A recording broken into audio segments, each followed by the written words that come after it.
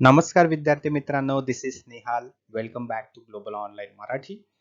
So previously we have done some of the communication lectures in which we have discussed about the meaning, characteristics and the barriers, uh, information, or we can say the overview of the barriers which affects the communication, right? आपण last lecture मध्ये या सर्व गोष्टी आपण पाहिलेल्या आहोत की कम्युनिकेशनला कुठल्या गोष्टी अडथळा आणतात, बरोबर. यावर आपण ओव्हरव्ह्यू घेतलेला आहे.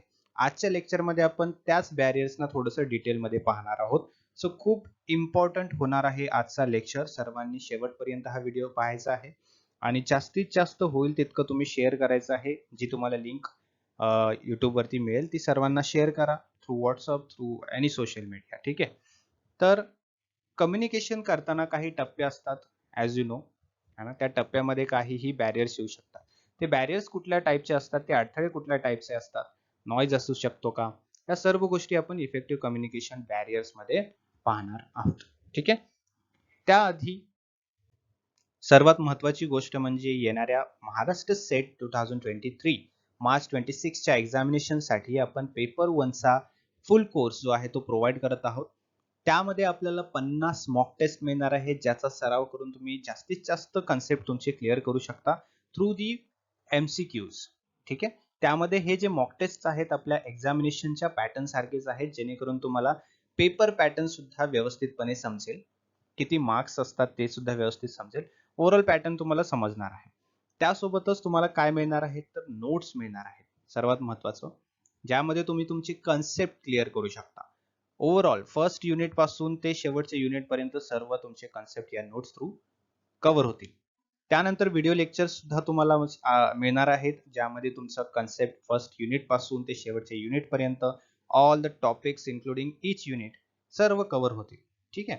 यामध्ये जे काही तुमचे छोटे छोटे टॉपिक्स आहेत ते सर्वतः कव्हर केलं जाईल. ठीक आहे. आणि हे सर्व लाईव्ह रेकॉर्डेड या दोन्ही सेशन्स मध्ये होणार आहे. त्यासोबतच तुमच्या सरावासाठी MCQs, PYQs सुद्धा प्रोव्हाइड केले जातील.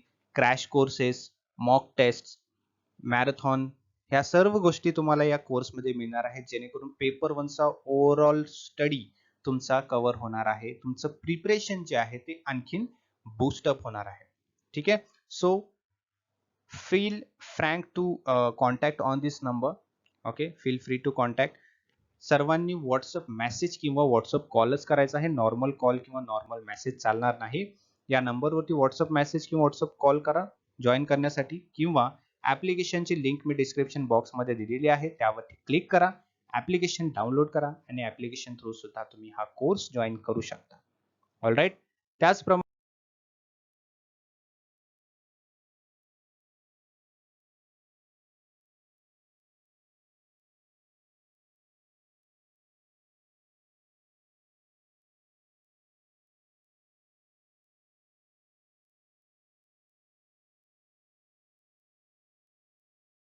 पेपर 2 कॉमर्स मॅनेजमेंट इकॉनॉमिक्स यासाठी सुद्धा तुम्ही कोर्स जॉईन करू शकता.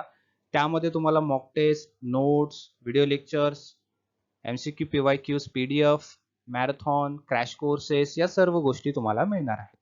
ठीक आहे. पेपर 2 ला जॉईन करण्यासाठी सुद्धा सेम प्रोसेस आहे. या दिलेल्या नंबरवरती व्हॉट्सअप मेसेज किंवा व्हॉट्सअप कॉल करा. अन्यथा तुम्ही ऍप्लिकेशन थ्रू सुद्धा जॉईन करू शकता पेपर 2, है ना. ऑल कॅटेगरीज असं ऍप्लिकेशन मध्ये तुमचं ऑप्शन असेल. ऑल कॅटेगरीज मध्ये जाऊन तुमचा जो काही रिस्पेक्टिव्ह सब्जेक्ट आहे तो चूज करा. त्यानंतर बाय नावचं ऑप्शन तुम्हाला दिसेल तिथे राईट कॉर्नरला खाली राईट साईडला, तुम्ही ते क्लिक करून जॉईन करू शकता. All right, clear. Now let's get started with the lectures in which we are going to discuss the barriers of the communication. Okay. So these barriers are there. Organizational barriers आहेत, physical barriers आहेत, psychological barrier आहे, linguistic आणि cultural barrier आहे, mechanical barrier आहे, है ना. सर्व barriers आपण हे वन बाय वन क्लिअर करणार आहोत, वन बाय वन डिस्कस करणार आहोत. काय काय असतं ऑर्गनायझेशनल बॅरियर, काय काय असतं फिजिकल बॅरियर, है ना. All right. So let's get start. First barrier is a organizational barrier. Organizational barrier समजून घेण्यासाठी अगोदर आपल्याला काय समजून घ्यावं लागेल तर organizational communication, right. Organizational communication म्हणजे संघटनामध्ये होणारा जो संप्रेषण आहे त्याला आपण ऑर्गनायझेशनल कम्युनिकेशन असं म्हणतो. ठीक आहे. ऑर्गनायझेशन मध्ये काय होतं की some people work together, some people come together to collect or we can say achieve the same purpose. बरोबर. एक समान उद्दिष्ट साध्य करण्यासाठी एकत्रित आलेले कामगार, त्याला आपण संघटना असं म्हणतो. मग या संघटनामध्ये विविध प्रकारचे लेवल्स असतात, विविध प्रकारचे पोस्ट असतात, प्रत्येकाला पॉवर्स, प्रत्येकाला रिस्पॉन्सिबिलिटीज डिफरंट असतात आणि यामुळे जो कॉन्शियसनेस निर्माण होतो between the subordinates and the superiors, म्हणजेच उच्च पदाच्या लोकांमध्ये किंवा उच्च पदाच्या कामगारामध्ये आणि खालच्या पदाच्या कामगारामध्ये जो संवाद होतो त्यामध्ये कॉन्शियसनेस, त्यामध्ये काय निर्माण होतो, एक चेतना निर्माण होत असते है ना. आणि त्यामुळे ही जी चेतना आहे, हा जो कॉन्शियसनेस आहे, तो इफेक्टिव्ह कम्युनिकेशन होण्यासाठी एक बॅरियर आहे, एक अडथळा आहे है ना. इट्स अ नॉर्मल की कुठल्याही गोष्टीमध्ये कम्युनिकेशन करण्यासाठी the receiver and sender both should be confident, both should be knowledgeable, right. मग यामध्ये जर माइंड कॉन्शियस असेल, माइंड स्टेबल नसेल तर ऑब्व्हियसली बॅरियर होतो. बरोबर. मग या ऑर्गनायझेशनल बॅरियर मध्ये सर्वात पहिला प्रथम पॉइंट जो आहे तो आहे स्टेटस अँड पॉवर कॉन्शियसनेस. एक उच्च पदाची जी पोस्ट असते, उच्च पदाची जी लेवल असते कुठल्याही ऑर्गनायझेशन मध्ये, त्यांच्याशी संवाद साधण्यासाठी केव्हाही एक कॉन्शियसनेस जो आहे तो माइंड मध्ये निर्माण होऊ शकतो. त्यामुळे जो कम्युनिकेशन होणार आहे त्यामध्ये बॅरियर येणं पॉसिबल आहे. ठीक आहे. So that is the first point, status and power consciousness, that is the factor which affect the communication. ठीक आहे. सेकंड पॉइंट आहे lakh of cooperation between senior and subordinate. Second point is lack of cooperation between senior and subordinates, right? So यामध्ये काय होतं की when the subordinates and the seniors है ना, यांच्यामध्ये जेव्हा कॉपरेशन होत नाही किंवा यांच्यामध्ये जेव्हा कम्युनिकेशन गॅप होतो, so some of the targets will be incomplete, some of the targets will be imbalanced है ना. तर असे अडथळे येऊ शकतात आणि जेव्हा कॉपरेशन व्यवस्थित होत नसेल तेव्हा कम्युनिकेशन सुद्धा व्यवस्थित होत नाही है ना.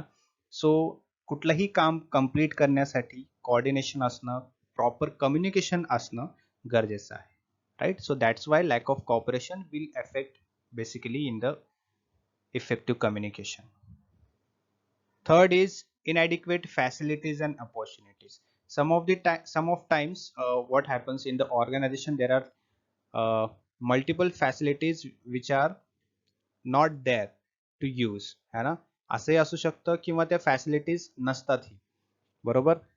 So for example calling facility असेल, फॅक्स फॅसिलिटी असेल है ना, किंवा आणखीन कुठली कम्युनिकेशन करण्यासाठी फॅसिलिटीज जे आहेत ते प्रोव्हाइड केले जात नसतील तर त्यामुळे काय होतं, एक कम्युनिकेशन गॅप निर्माण होतो. बरोबर. सो हे एक पॉइंट आहे, हे एक बॅरियर आहे कम्युनिकेशन मध्ये. त्यानंतर आहे पुअर कोऑर्डिनेशन, जो की आपल्या सेकंड पॉइंटला मिळता जुळताच आहे. पुढचा आहे ऑर्गनायझेशनल रूल्स अँड रेग्युलेशन्स. जेव्हा ऑर्गनायझेशनल रूल्स स्ट्रिक्ट असतात तेव्हा एम्प्लॉईज और दी सबऑर्डिनेट्स, त्यांचा माइंडसेट जो आहे तो थोडासा प्रेशराइज होऊ शकतो आणि त्यामुळे आपल्या कम्युनिकेशनचा जो एक महत्वाचा रूल आहे that is when you want to make a communication effective, your mind should be stable है ना. मग प्रेशराइज माइंडसेट मुळे, प्रेशराइज्ड रूल्स मुळे माइंडसेट जो आहे एम्प्लॉईचा तो प्रेशराइज असतो, स्टेबल नसतो, राईट. त्यामुळे कम्युनिकेशन जो आहे तो इफेक्टिव्ह होणार नाही. कम्युनिकेशन जो आहे त्यामध्ये बॅरियर येऊ शकतो है ना. So barrier is what, barrier is the organisational strict rules and regulations. Physical barrier is the second barrier in the communication barrier. यामध्ये काय होतं की जेव्हा जॉग्राफिकल डिस्टन्स असतो किंवा भरपूर अशा अंतरावरती कम्युनिकेशन गॅप होऊ शकतो, राईट. जेव्हा शॉर्ट डिस्टन्स असतो किंवा शॉर्ट गॅप असतो त्यावेळेस कम्युनिकेशन होण्यासाठी जे चॅनल्स असतात किंवा कम्युनिकेशनसाठी जे काही इक्विपमेंट्स अवेलेबल असतात त्यामुळे कम्युनिकेशन आणखीन इफेक्टिव्ह होऊ शकतं, right. That means when distance is more, the communication will be not effective and will not be effective. And then when communication happening in a shorter distance, then communication will be more effective due to more availability of the equipments, channels or we can say the technology things, है ना. जे काही required असतं कम्युनिकेशनसाठी त्या सर्व गोष्टी आपल्याला शॉर्टर डिस्टन्समध्ये लवकर अवेलेबल होतात, इझी अवेलेबल होतात, त्यामुळे कम्युनिकेशन चांगला होऊ शकतो. मग फिजिकल बॅरियरमध्ये काय आहे तर डिस्टन्स, जॉग्राफिकल डिस्टन्स, सेंडर आणि रिसिव्हर या दोघांमध्ये जो अंतर असतो तो जास्त असतो, त्यामुळे कम्युनिकेशन जो आहे तो व्यवस्थित किंवा इफेक्टिव्ह होत नाही असं आपण म्हणतो, है ना. आणि डिस्टन्समुळे काय होतं की जो फेस टू फेस कम्युनिकेशन होतो तो होणार नाही. when face to face communication happens that time communication is easier, communication is effective, है ना. त्यामध्ये काय होतं की जो तुमचा फीडबॅक आहे जो रिसिव्हर कडून येणार असतो तो फीडबॅक क्विकली तुम्हाला मिळत असतो when face to face communication is there, बरोबर. So that is the physical barrier. Psychological barriers किंवा त्याला आपण इमोशनल बॅरियर्स असं सुद्धा म्हणू शकतो, ठीक आहे. सायकोलॉजिकल जो माइंड असतो किंवा स्टेट जो असतो, स्टेट ऑफ माइंड जो असतो, है ना, त्यामध्ये ॲटिट्यूड्स, कॉन्शियसनेस, इमोशन्स या सर्व गोष्टी आढळतात, राईट. मग या सर्व गोष्टी कम्युनिकेशनला इफेक्टिव्ह बनवण्यामध्ये खूप मोठा रोल प्ले करत असतात. ओके. सो जसं की मी तुम्हाला आत्ताच सांगितलं की कम्युनिकेशनचा एक रूल आहे की तुमचा माइंड जो आहे तो स्टेबल असणं खूप गरजेचं आहे. दॅट्स वाय कम्युनिकेशन मध्ये सायकोलॉजिकल बॅरियर इज देअर. त्यामध्ये कुठले कुठले अडथळे येऊ शकतात, कुठल्या कुठल्या गोष्टीमुळे अडथळा येऊ शकतो, ठीक आहे. एक आहे लॅक ऑफ अटेन्शन, है ना. जो अटेन्शन आहे, समजा जो सेंडर आहे तो बोलतोय आणि जो रिसिव्हर आहे त्याचं अटेन्शन नाहीये, है ना. त्याचं अटेन्शन, त्याचं लक्ष कुठे आहे तर त्या कम्युनिकेशन मध्ये नसून तर दुसरीकडे आहे, बरोबर. सो त्यामुळे कम्युनिकेशन जो आहे तो इफेक्टिव्ह होऊ शकत नाही, कारण जो काही इन्फॉर्मेशन सेंड करतोय, सेंडर देतोय, है ना, प्रोव्हाइड करतोय, ती इन्फॉर्मेशन समजून घेण्यासाठी, ती इन्फॉर्मेशन रिसिव्हरला पोहोचण्यासाठी रिसिव्हर जो आहे तो स्टेबल नाही, तो अटेंटिव्ह नाहीये. त्यामुळे हा जो कम्युनिकेशन बॅरियर आहे तो होऊ शकतो. Second is pre mature evaluation, है ना. जो इव्हॅल्युएशन आहे, जे अंडरस्टँडिंग आहे किंवा जे सेंडर इन्फॉर्मेशन देण्याचा प्रयत्न करतोय ते त्याबद्दल आधीच आपण इव्हॅल्युएट होणं, आधीच आपण मूल्यमापन करणं, त्यामुळे सुद्धा इफेक्टिव्ह बॅरियर होऊ शकतो, इफेक्टिव्ह कम्युनिकेशन मध्ये अडथळा येऊ शकतो. त्यानंतर पुअर रिटेन्शन, है ना. पुअर रिटेन्शन असेल तेव्हा सुद्धा जे कम्युनिकेशनचा जो इन्फॉर्मेशन आहे, कम्युनिकेशनचा जो हेतू आहे, जी इन्फॉर्मेशन ऍक्च्युली आपल्याला प्रोव्हाइड करायची आहे, है ना, त्याबद्दल समज, त्याबद्दलचं नॉलेज, है ना, कमी असल्यामुळे कम्युनिकेशन बॅरियर होऊ शकतं, ठीक आहे. कारण जे काही आपण समजवण्याचा प्रयत्न करत असतो, सेंडर जो इन्फॉर्मेशन देण्याचा प्रयत्न करत असतो त्याबद्दल रिसिव्हरला, है ना, समजण्यासाठी अडथळा येऊ शकतो आणि त्यामुळे कम्युनिकेशन जो आहे दोघांमधला, संप्रेषण जो आहे, संवाद जो आहे दोघांमधला, त्यामध्ये एक अडथळा येऊ शकतो आणि ते कम्युनिकेशन एकतर रद्द होऊ शकतं किंवा ते कम्युनिकेशन एक इफेक्टिव्ह होणार नाही असं आपण बोलू शकतो. इमोशन्स, भावना, है ना. कधी कधी कम्युनिकेशन मध्ये असे काही गोष्टी असतात ज्यामुळे रिसिव्हरचा किंवा सेंडरचा जे इमोशन असतं किंवा भावना जे असतात ते दुखावले जाऊ शकतात किंवा चेंज होऊ शकतात, राईट. त्यामुळे कम्युनिकेशन जे आहे त्यामध्ये गॅप येऊ शकतो. कम्युनिकेशन जो आहे त्यामध्ये एक आपण बोलू शकतो की यू-टर्न होऊ शकतो, ठीक आहे. दॅट मीन्स जो एक्झॅक्ट इन्फॉर्मेशन आपल्याला जी द्यायची आहे, एक्झॅक्ट जी नॉलेज किंवा एक्झॅक्ट जी कन्सेप्ट आपल्याला सांगायची असेल, है ना, त्याला व्यतिरिक्त, त्याला सोडून दुसरी कुठलीही अशी इन्फॉर्मेशन किंवा डिस्ट्रॅक्शन आपण ज्याला म्हणतो, है ना, त्यामध्ये जास्त फोकस होऊ शकतं, ठीक आहे. So different kind of people have different kind of emotional background, है ना. कोणी सॉफ्ट हार्टेड असतं, है ना, कोणी स्ट्रॉंग असतं माइंडने, प्रत्येकाचे इमोशन्स वेगळे असतात, राईट. सो त्यामध्ये एक सायकोलॉजिकल बॅरियर होऊ शकतो. त्यानंतर डिस्ट्रस्ट आहे, अविश्वास आहे. अविश्वासमध्ये सुद्धा अविश्वास सुद्धा एक सायकोलॉजिकल बॅरियर आहे, ठीक आहे. कारण जेव्हा सेंडर एखादी गोष्ट रिसिव्हरला सांगत असतो तर receiver should trust the sender what ever the information he is saying, he is giving, है ना. जे काही माहिती, जे काही गोष्टी आपल्याला जो सेंडर देत आहे त्याबद्दल त्याला ट्रस्ट असणं, विश्वास असणं गरजेचं आहे, है ना. अन्यथा कम्युनिकेशन जे आहे ते रद्द होऊ शकतं, बंद होऊ शकतं, है ना, कोलॅप्स होऊ शकतं. त्याला आपण कुठल्याही शब्दाने बोललं तरी चालेल. कोलॅप्स म्हणा, डिस्ट्रॅक्ट म्हणा, रद्द म्हणा. ठीक आहे. पुढे आहे भाषिक आणि सांस्कृतिक अडथळे, लिंग्विस्टिक आणि कल्चरल बॅरियर्स, है ना. Language barrier is a figurative phrase used primary to refer the linguistic barrier to communication. जसं की difficulties in communication experience by people or group originally speaking different language. बरोबर. दोन्ही जे स्पीकर आहे किंवा सेंडर आहे, जर दोघांची लँग्वेज मदर टंग सेम असेल, then it is well and good. ते कम्युनिकेशन जो आहे तो इफेक्टिव्ह होऊ शकतो, कम्युनिकेशन एकदम स्मूथली होऊ शकतो. परंतु सेंडर आणि रिसिव्हर या दोघांची मदर टंग वेगळी आहे, दोघालाही एकमेकाची भाषा समजणे लायक नाहीये, है ना, किंवा समजत नसेल, तर इफेक्टिव्ह कम्युनिकेशन होणार नाही. त्यामध्ये बॅरियर येऊ शकतो. Which barrier? Language barrier. ठीक आहे. Cultural barrier in communication occurs mainly when communication happens between two different cultural background, है ना. टू डिफरंट कल्चरल बॅकग्राऊंड असतील तर त्यामध्ये अडथळा येऊ शकतो किंवा दोन डिफरंट लँग्वेजेस असतील तरी सुद्धा अडथळा येऊ शकतो. ठीक आहे. आलं लक्षात. तर लिंग्विस्टिक आणि cultural barrier that is the also important barrier in communication. Okay. Next is mechanical barrier. Channel noise is technical term used for these such mechanical barriers. त्याला mechanical barriers लाच channel noise असं सुद्धा एक technical term मध्ये बोललं जातं. बरोबर. That which includes the any disturbance in physical transmission of the message. त्यामध्ये काय आहे, त्यामध्ये डिस्टर्बन्स इन रेडिओ ट्रान्समिशन असेल, टीव्ही वरती ब्लरिंग असेल, है ना, किंवा न्यूजपेपर मध्ये इंक स्प्रेड झालेली असेल, इनऑडिबिलिटी असेल टेलिफोन डिव्हाइसेस मध्ये, किंवा इनऑडिबिलिटी असेल आपल्या लेक्चर्स मध्ये, है ना. These are the mechanical barriers, है ना. Right. So these all the barriers can affect your communication. Your communication will be ineffective. Your communication will collapse. तुमचं कम्युनिकेशन जे आहे ते रद्द होऊ शकतं, डिसकंटिन्यू होऊ शकतं, कुठलाही अडथळा येऊ शकतो जर त्यामध्ये बॅरियर्स असतील तर ते विविध प्रकारचे बॅरियर्स असू शकतात जे आपण आता डिस्कस केलेले आहेत. याचे व्यतिरिक्त सुद्धा काही बॅरियर्स असू शकतात. If you know then you can comment in the comment box. You can write in your WhatsApp group, है ना, जेणेकरून आणखीन जास्त आपल्याला बॅरियर्स वरती डिस्कशन करता येईल, बॅरियर्स वरती आपण आणखी नॉलेज गेन करू शकतो. ठीक आहे.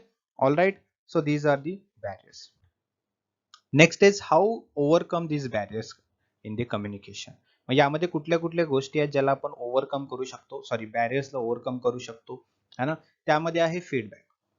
राईट. फीडबॅक देणं गरजेचं आहे. जर रिसिव्हरला व्यवस्थितपणे समजला आणि त्यावरती जर फीडबॅक व्यवस्थितपणे रिसिव्हरने दिला तर आपण असं समजू शकतो की रिसिव्हरला तो मेसेज व्यवस्थितपणे पोहोचलेला आहे, रिसिव्हरला जी कम्युनिकेशन जे आहे, जी इन्फॉर्मेशन आपण दिलेली आहे ती समजलेली आहे. त्यामुळे रिसिव्हरचा फीडबॅक इज मोस्ट इम्पॉर्टंट, है ना, ज्यामध्ये की बॅरियर्स जे आहेत त्याला आपण ओव्हरकम करू शकतो. त्यानंतर लेवल ऑफ नॉलेज आहे, है ना. नॉलेज वाढवणं, ज्ञानाची पातळी वाढवणं, त्यामध्ये बॅरियर्स जे आहेत त्याला आपण ओव्हरकम करू शकतो, बॅरियर्सला आपण कमी करू शकतो. जितकं आपलं नॉलेज जास्त असेल तितकं आपल्याला जो सेंडर जो आहे तो मेसेज जो देत आहे किंवा नॉलेज इन्फॉर्मेशन जे आपल्याला प्रोव्हाइड करत आहे ते समजण्यामध्ये जास्तीत जास्त फायदा होतो. If you have adequate knowledge, है ना. लिसन केअरफुली लिसनिंग, काळजीपूर्वक ऐकणे, त्यामुळे आपल्याला अंडरस्टँडिंग जी आहे ती व्यवस्थितपणे आपली होऊ शकते regarding the information which ever the sender is giving, है ना. Controlled emotions are the most important thing in a communication, ज्यामध्ये की तुमचं माइंड स्टेबल, तुमची इंटेलेक्च्युअलिटी, या सर्व गोष्टी अफेक्ट करत असतात, है ना, इफेक्टिव्ह असतात. मग तुमचं इमोशन जे आहे त्यावरती कंट्रोल असणं गरजेचं आहे, कारण इमोशन जर स्टेबल नसेल, है ना, तर त्यामुळे काय होऊ शकतं, कम्युनिकेशन मध्ये एक अडथळा येऊ शकतो. पुढे आहे watch for non verbal cues और बॉडी लँग्वेजेस, है ना. जर लँग्वेज मध्ये काही थोडासा अडथळा येत असेल, आपल्याला शब्द समजत नसतील, लँग्वेजची लेवल वेगळी असेल, तर त्यामध्ये बॉडी गेस्चर्स, नॉन वर्बल थिंग्सचा जास्तीत जास्त यूज करणं गरजेचं आहे किंवा कॅचअप करणं गरजेचं आहे, है ना. If you are a receiver, you need to carefully watch the sender, his gestures, his body language, है ना. त्यामुळे आपल्याला काय कळेल, तो काय बोलणार आहे यामध्ये थोडंसं समजण्यास हेल्प होऊ शकते, राईट. त्यानंतर आहे पुढे communicating one thing at a time. मग एका वेळी एकच गोष्ट बोलणं, एका वेळी एकाच गोष्टीवरती संवाद करणं, यामध्ये एक चांगल्या प्रकारे आपलं गोष्टी समजण्यासाठी फायदा होऊ शकतो, है ना. किंवा मल्टिपल गोष्टी जर होत असतील एकाच वेळी, जर एखादी एक नाही एकापेक्षा जास्त गोष्टी जर आपल्याला सेंडर सांगत असेल, तर आपल्याला थोडंसं कन्फ्युजन होतं आणि जो मेन मुद्दा आहे, जो मेन गोष्ट आपल्याला समजायची आहे, त्यामध्येच आपण लॅक होऊ शकतो, है ना. Being clear and using language that the person understand. जो रिसिव्हर आहे त्याला समजेल अशा भाषेमध्ये बोलणं, त्याला समजेल अशा लँग्वेजचाच यूज करणं, हे एक महत्वाचा टप्पा आहे, ठीक आहे. सो या सर्व गोष्टीमुळे आपण काय करू शकतो, जे कम्युनिकेशन मध्ये होणारे बॅरियर्स आहेत, अडथळे आहेत, त्याला आपण ओव्हरकम करू शकतो, त्याच्यावरती आपण मात करू शकतो आणि जास्तीत जास्त आपण चांगल्या प्रकारे कम्युनिकेशन करून हे जी प्रोसेस आहे ओव्हरऑल संप्रेषणची, ती कव्हर करू शकतो, है ना. आलं लक्षात. So these are the most important points. पुढे आहे classroom communication. Communication within classroom is important, बरोबर.